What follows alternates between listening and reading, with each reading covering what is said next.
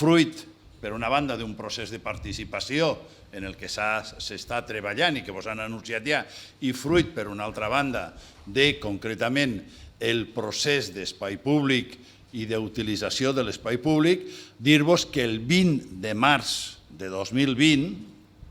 el 20 del 20, el 20 del 3 del 20, exactament, un dia després de les falles de l'any que ve, s'iniciarà el procés mitjançant un procés BLA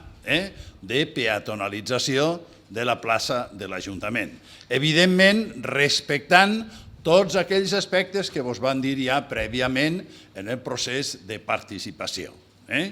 Anem a un procés d'humanitzar la ciutat, anem a un procés de renaturalitzar la ciutat, anem a un procés de fer-la més sostenible, més verda, amb un aire més respirable,